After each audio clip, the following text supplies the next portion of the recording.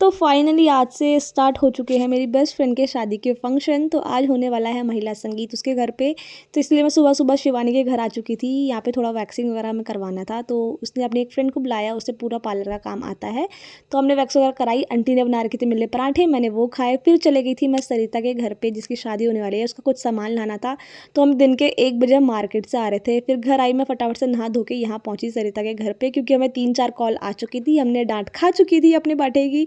तो हम स्टार्ट कर लिया था अपना काम वाम करना। तो मैंने थोड़ी खातिरदारी करी हम लोगों ने मेहमानों की, जो गेस्ट आ रहे थे, फोटोग्राफर वगैरह आ रहे थे। फिर स्टार्ट हो चुका था मेरी फ्रेंड का फ़ोटोशूट। वो बहुत ही प्यारी लग रही थी, बिल्कुल एक पंजाबी कुड़ी की तरह बन रखी थी आज। और यहाँ पे कीर्तन भी स्टार्ट हो चुका था, बच्चे डांस कर रहे थे। फिर एक दी ने सरिता को फोर्स किया डांस करने के लिए, सरिता ने मस्त डांस किया। फिर हम लोगों ने भी थोड़ा थोड़ा डांस किया। फिर आई सरिता की नानी, जिन्होंने पूरी लाइमलाइट ले ली उस दिन कीर्तन की। इन्होंने इतना अच्छा डांस किया और पीछे हो रही थी नाश्ते की तैयारी। यहाँ पे मेरी मम्मी ने इमोशनल मूवमेंट कर दिया है। और यहाँ पे मस्त कीर्तन वगैरह चल रहा था और हम आपस में मस्ती कर रहे थे सारे भाई बहन। और अचानक से मेरी फ्रेंड ने व्लॉग बनाना स्टार्ट किया, मुझे बोल रही डांस करके दिखा।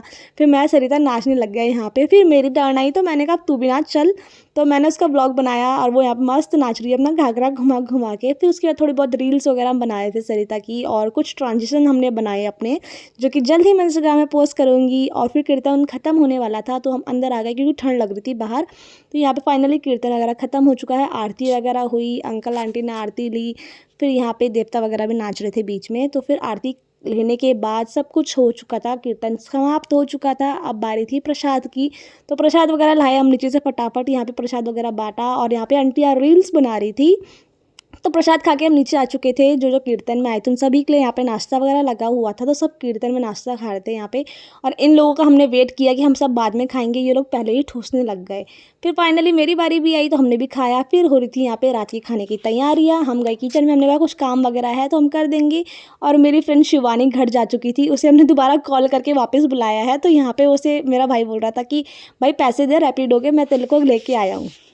तो यहाँ पे बारी थी हम खाना वाना बनाने की। हमने खाना वगैरह बनाई, कुछ रोटी हमने बनाई, कुछ दूसरों ने बनाई। फटाफट से हमने बच्चों को खिलाया। फिर हमने किया थोड़ा बहुत डांस। डांस करने के बाद उन्होंने कहा कि पहले सब खाना खा लो फिर डांस करना। फिर हमने कहा ठीक है। तो हमने फिर यहाँ पे बड़ों को खाना खिलाया फटाफट से, जितनी भी लेडीज़ थी हमारे घर में। फिर उसके बाद हम लोग बैठ गए, बच्चे बच्चे जो मीडियम साइज़ के हैं, मतलब मिड एज के हैं। तो हम लोगों ने यहाँ पे खाना खाया और बैठे बैठे भी हम लोग डांस ही कर रहे थे। खाना खाने के बाद हमारा डांस जो चालू हुआ वो रुकने का नाम ही नहीं ले रहा था। हमने रात के 12:30-1 बजे तक डीजे बजाया था, डीजे नहीं सॉरी स्पीकर बजाया था, जो कि हमारे घर पर ही पड़ा हुआ था। 1-2 बजे तक हमने डांस वगैरह किया, जब हम लोग पूरी तरह से थक चुके थे, टूट चुके थे। जब उन्होंने कहा कि भाई सो जाओ, तुम्हें सुबह जल्दी उठ के बैंक्वेट हॉल भी जाना है, तो फाइनली हम घर चले गए।